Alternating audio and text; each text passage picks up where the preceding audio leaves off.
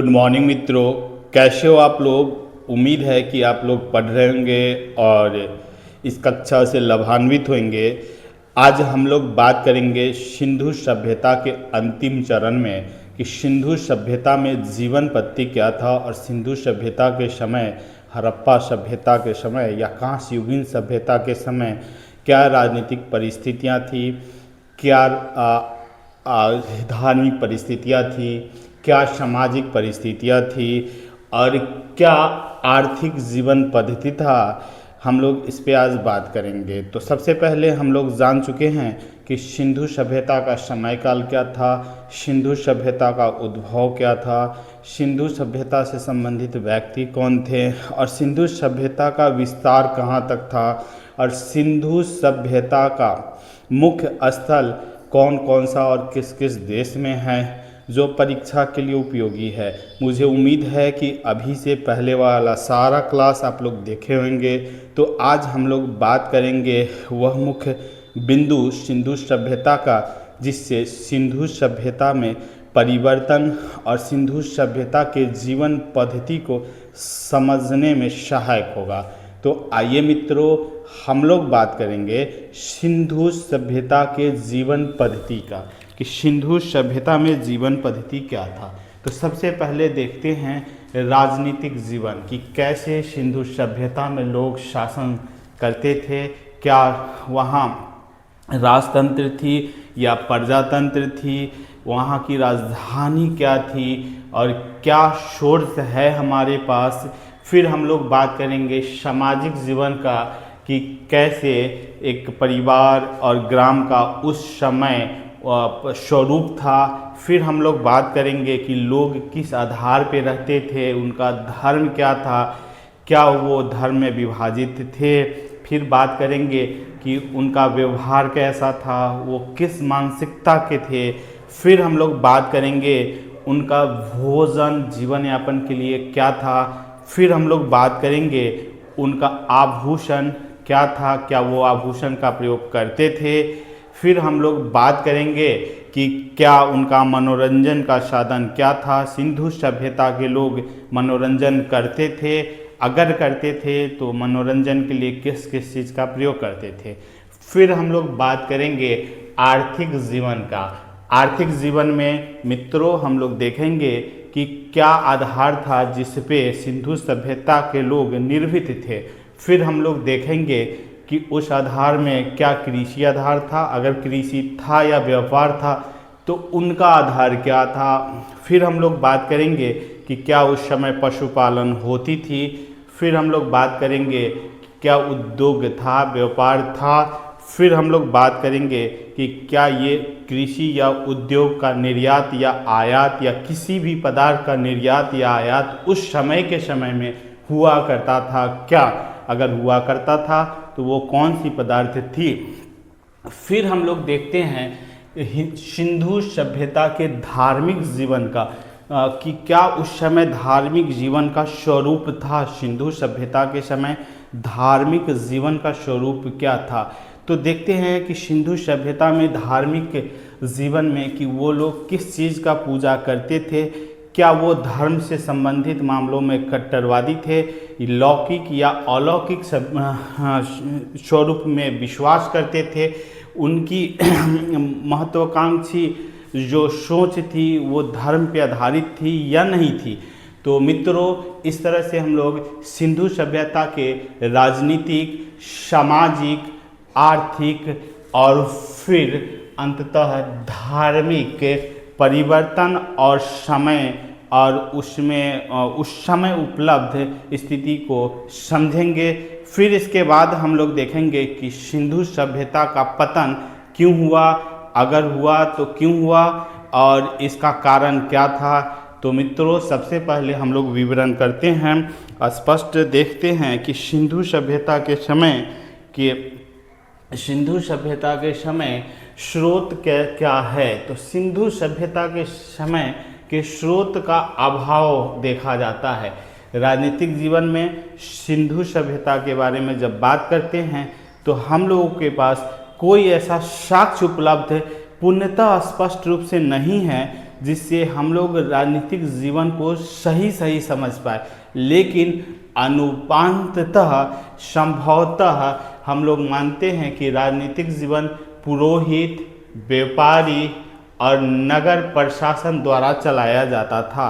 किसके द्वारा? पुरोहित, व्यापारी और नगर प्रशासन के द्वारा चलाया जाता था। हम लोग बात करते हैं सिंधु सभ्यता के राजनीतिक समय की, राजनीतिक जीवन अवधारणा की, तो पिग्गट नाम के व्यक्ति ने सिंधु सभ्यता के राजधानी के रूप में मोहनजोदड़ो और हड़प्पा को माना है। यानी पिग्गट ने मोहनजोदड़ो और हड़प्पा को सिंधु सभ्यता की जुड़वा राजधानी की संज्ञा दिया है। फिर हम लोग बात करेंगे कि हंटर ने मोहनजोदड़ो के शासन को राजतंत्रात्मक की जगह जनतंत्रात्मक कहा था। किसने कहा था? हंटर ने। हंटर नाम का व्यक्ति ने मोहनजोदड़ो यानी सिंधु सभ्यता में मोहनजोदड़ो की जगह को कहा है कि वहाँ का जो तंत्रात्मक स्थिति थी वो जनतंत्रात्मक थी, न कि राजतंत्रात्मक। ये सब अनुमानित है, स्पष्ट विवरण हम लोगों के पास उपलब्ध नहीं है। तो अभी तक हम लोग राजनीतिक जीवन में देखें कि स्रोत के आधार पे स्पष्ट स्थिति तो नहीं पता चलता, लेकिन संभवतः शासन पद्धति पुरोहित, व्यापारी और नगर प्रशासन द्वारा चलाया जाता था, जबकि राजधानी के रूप में मोहनजोदारो और हड़प्पा को जुड़वा माना गया है और मोहनजोदारो में राजतंत्रात्मक शासन पद्धति न होके जनतंत्रात्मक शासन पद्धति का अनुमान लगाया गया। अब आगे हम लोग बात करेंगे सामाजिक जीवन का कि क्या हड़प्पा संस्कृति के समय सामाजिक जीवन का स्वरूप था। तो मित्रों, सबसे पहले हम लोग देखेंगे कि समाज की जो सबसे छोटी इकाई थी, सबसे छोटी इकाई आज भी परिवार है, और उस समय भी क्या था? सबसे छोटी इकाई परिवार। समाज की सबसे छोटी इकाई परिवार मानी जाती है, और जो मातृसत्तात्मक यानी माता के आधार पर परिवार के वंश को आगे बढ़ाया जाता था, मातृसत्तात्मक। फिर बात करते हैं क्या वर्ण व्यवस्था थी जैसे अभी के स्थिति में है? तो नहीं, वर्ण व्यवस्था तो नहीं मिलती है, लेकिन देखते हैं कि समाज पुरोहित, व्यापारी, श्रमिक और शिल्पी आदि में परिवर्तित थे। ये कौन थे? पुरोहित, व्यापारी, श्रमिक और शिल्पी ऐसे लोग, ये अपने पेशे से, अपने काम से जाने जाते थे, यानी कर्म के आधार पे जो काम लोग करते थे उसके वर्ण को शायद विभाजित किया गया था। इसलिए उस समय वर्ण व्यवस्था की कोई स्पष्ट स्थिति तो नहीं पता चलती, लेकिन वर्ण व्यवस्था के जगह पे कार्य के आधार पे ये महसूस होता है कि लोग पुरोहित, व्यापारी, श्रमिक, शिल्पी आदि भागों में बटे हुए थे। बात करेंगे उनका व्यवहार क्या था, वो किस मानसिकता के लोग थे। तो पाते हैं कि ये लोग शांति प्रिय लोग थे। कैसे लोग थे? शांति प्रिय लोग थे। फिर हम लोग बात करेंगे कि इनका दैनिक भोजन क्या शाकाहारी था या मांसाहारी। तो देखते हैं कि सिंधु सभ्यता के लोग शाकाहारी भी थे और मांसाहारी भी थे, यानी ये शाक भोजन भी यूज़ करते थे और मांस भोजन भी यूज़ करते थे। फिर आभूषण की बात करते हैं कि क्या ये आभूषण धारण करते थे। तो हाँ, आभूषण धारण करते थे। उस समय पुरुष भी आभूषण धारण करते थे और स्त्रियां भी आभूषण धारण करती थी। फिर हम लोग देखते हैं कि क्या सामाजिक स्तर पे मनोरंजन के लिए कुछ प्रयोग करते थे। तो हाँ, ये लोग मनोरंजन के लिए पासे, जिसको आज हम लोग चेस के नाम से जानते हैं, नृत्य यानी डांस वगैरह। फिर हम लोग बात करेंगे शिकार और पशुओं की लड़ाई। देखते हैं कि इन सभी चीज़ों का प्रयोग मनोरंजन के साधन के रूप में सिंधु या हड़प्पा सभ्यता के लोग किया करते थे। तो इस तरह से हम लोग देखते हैं कि सामाजिक जीवन में सबसे छोटी इकाई परिवार थी और वर्ण के जगह पे जो व्यवस्था थी उसमें कार्य के आधार पर पुरोहित, व्यापारी, श्रमिक और शिल्पी बटे हुए थे। व्यवहार के स्वरूप में ये लोग शांति प्रिय माने गए हैं अभी तक, और भोजन में शाकाहारी और मांसाहारी दोनों का प्रयोग करते थे। आभूषण का प्रयोग पुरुष और स्त्रियां दोनों किया करते थे, और मनोरंजन के जगह पे पासे, नृत्य, शिकार, पशुओं की लड़ाई इत्यादि का प्रयोग करते थे। अब हम लोग बात करते हैं सिंधु सभ्यता के आर्थिक जीवन का, कि मित्रों इनका आर्थिक जीवन किस आधार पर था, ये क्या व्यापार करते थे, अगर व्यापार करते थे तो ये आयात और निर्यात किस चीज़ का करते थे, व्यापार का आधार क्या था, कृषि था या सिर्फ उद्योग था। तो आइए मित्रों हम लोग देखते हैं आर्थिक जीवन। तो आर्थिक जीवन में सबसे पहले ये महसूस होता है कि इसका जो आधार था वो कृषि था, और कृषि में सिंधु सभ्यता के लोग जुताई, बुआई, सिंचाई, जुताई, बुआई, सिंचाई इन सारी विधियों से वाकिफ थे। इनको पता था, ये परिचित थे कि जुताई क्या है, बुआई क्या है और सिंचाई क्या है, यानी कृषि उन्नत स्थिति में थी। फिर बात करते हैं कि उस समय किस फसल का प्रयोग किया जाता था, यानी किस फसल का उपजाया जाता था, किस फसल को। तो देखते हैं कि गेहूँ, जौ, मटर, कपास आदि फसल को उपजाया जाता था। लेकिन यहाँ ध्यान देने योग्य बात है कि गन्ना और रागी का कहीं साक्ष्य नहीं प्राप्त हुआ है, जिसे उस समय सिंधु सभ्यता के समय लोग उपजाए। तो हम लोगों को याद रखना है कि सिंधु सभ्यता के समय गन्ना और रागी जैसे फसल नहीं उपजाए जाते थे। फिर हम लोग बात करते हैं कि पशुपालन, किस पशुओं का ये लोग मुख्य रूप से पालन करते थे। तो देखेंगे गाय, घोड़ा और सांड का ये लोग पालन करते थे। और सांड में एक कुंवर वाला सांड, जिसके कुंवर ज़्यादा निकला होता था, उसका ये लोग पालन करते थे। तो पशुपालन में हम लोगों को याद रखना है गाय, घोड़ा, कुंवर वाला सांड का ये लोग पालन करते थे। क्या ये उद्योग था इनके पास? तो हाँ, उद्योग विकसित रूप में प्राप्त हुआ है। किस किस चीज़ का उद्योग? तो सूती उद्योग, बर्तन का उद्योग और शिल्प का उद्योग। हम लोग देखे हैं पहले भी कि सिंधु सभ्यता या हड़प्पा सभ्यता को कांस्य युगीन सभ्यता के नाम से भी जाने हैं, अर्थात इस समय कांस्य का बर्तन प्राप्त होता है और शिल्प का भी प्रयोग हुआ है। हम लोग फिर बात करते हैं कि क्या ये लोग निर्यात और आयात किया करते थे? तो हाँ मित्रों, सिंधु सभ्यता के लोग कुछ चीज़ों का निर्यात भी करते थे। क्योंकि आज भी भारत सूती वस्त्र का निर्यात करता है, हम लोगों को जैसे प्राप्त है, तो उस समय से आज तक भारत सूती वस्त्र का निर्यात कर रहा है। तो देखेंगे कि निर्यात में सिंधु सभ्यता के लोग भी सूती वस्त्र का निर्यात करते थे। हाथी दांत का निर्यात होता था और लकड़ी का भी यहाँ से निर्यात होता था। फिर बात करते हैं कि क्या सिंधु सभ्यता के लोग आयात करते थे? तो हाँ मित्रों, सिंधु सभ्यता के लोग आयात करते थे, जैसे चांदी, तांबा, टीन, लाजवर्द इत्यादि चीज़ों का आयात भी किया करते थे। चांदी कहाँ से आयात करते थे? ईरान और अफगानिस्तान से चांदी मंगाया जाता था। तांबा, राजस्थान के खेतरी से तांबा मंगाया जाता था।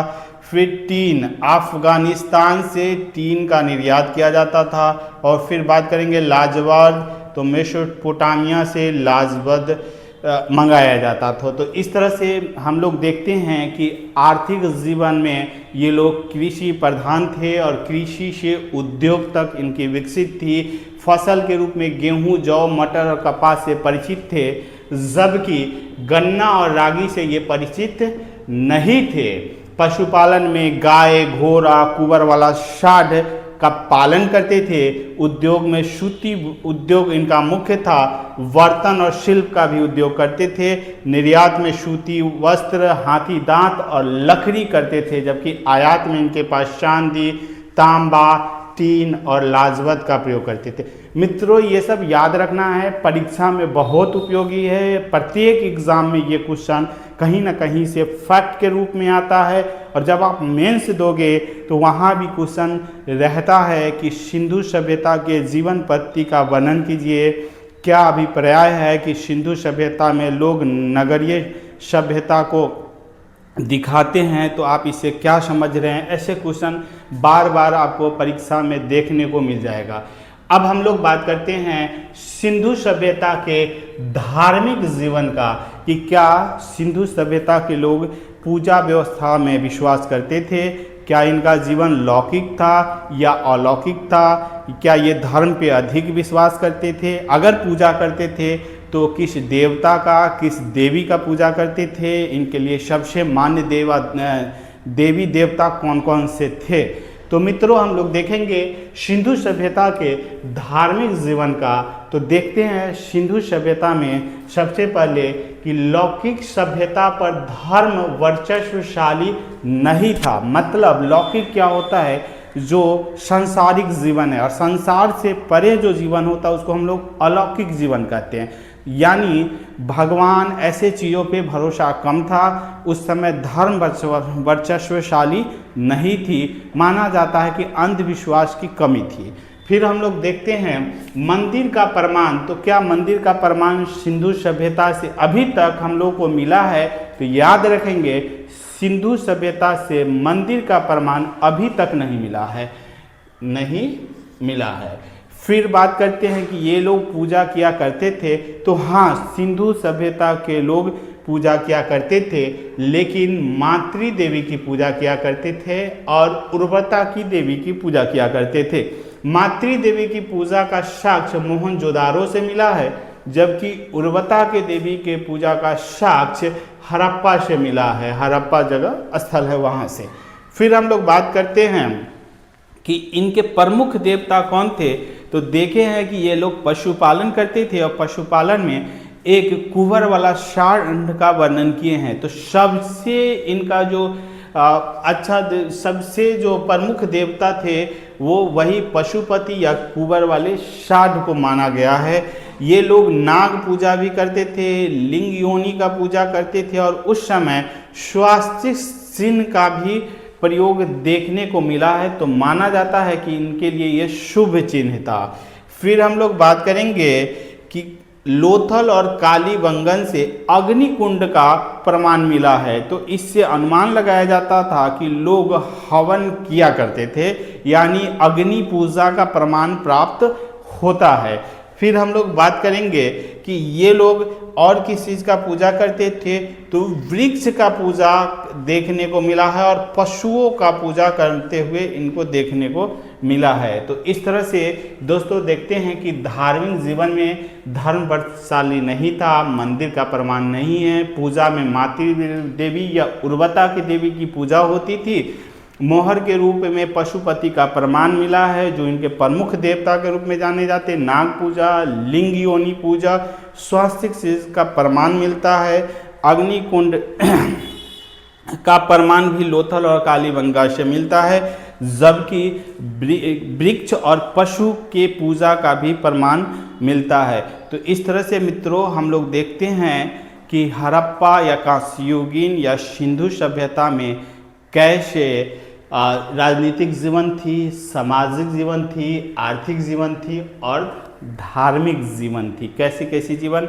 तो राजनीति की शासन पद्धति क्या था, सामाजिक की लोग कैसे जीवन यापन करते थे, आर्थिक की उनके जीवन यापन का आधार क्या था, और धार्मिक की क्या ये धर्म में विश्वास करते थे, अगर करते थे तो किन की उपासना करते थे। तो इस तरह से देखते हैं कि हड़प्पा सभ्यता का जो परिवर्तन है, जो मुखाधार है, क्या क्या था, जीवन पद्धति क्या था। लेकिन मित्रों इतना होने के बाद भी क्यों आज हड़प्पा सभ्यता खत्म हो गया, हड़प्पा सभ्यता को हम लोग इतिहास मान चुके हैं, तो इस पे जब हम लोग विचार करते हैं, जब समझते हैं, जानते हैं, तो कुछ विद्वानों के द्वारा माना गया है कि हड़प्पा सभ्यता का पतन बाढ़ के द्वारा हुआ। किसके द्वारा? भीषण बाढ़ आई और पूरी की पूरी सभ्यता नष्ट हो गई। फिर कुछ विद्वानों के द्वारा ये माना गया है कि हड़प्पा सभ्यता का जो विनाश हुआ है उसका मुख्य कारण विदेशी आक्रमण माना गया है, जबकि कुछ विद्वानों के द्वारा हड़प्पा सभ्यता के विनाश का मुख्य कारण इन्वायरमेंटल माना गया है, पारिस्थितिक असंतुलन को माना गया है।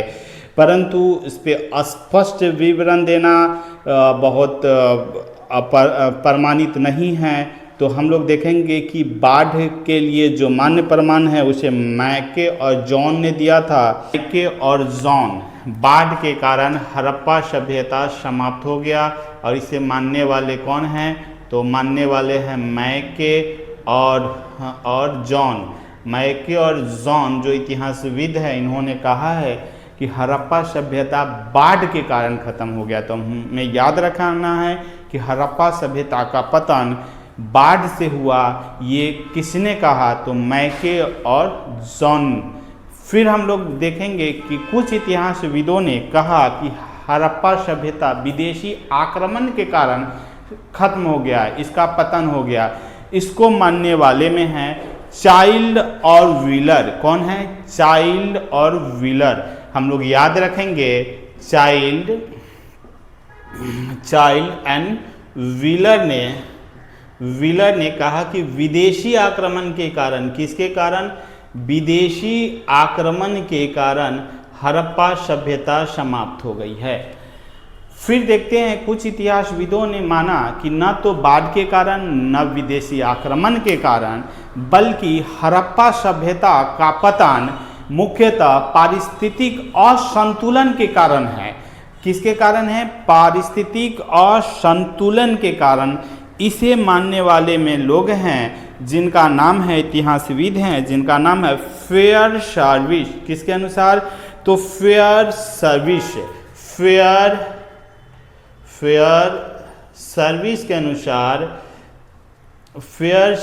के अनुसार क्या है ये? तो पारिस्थितिक असंतुलन के कारण हड़प्पा सभ्यता का पतन हो गया। तो इस तरह से अलग अलग विद्वानों का मानना है कि हड़प्पा सभ्यता का पतन अलग अलग कारणों से हुआ है।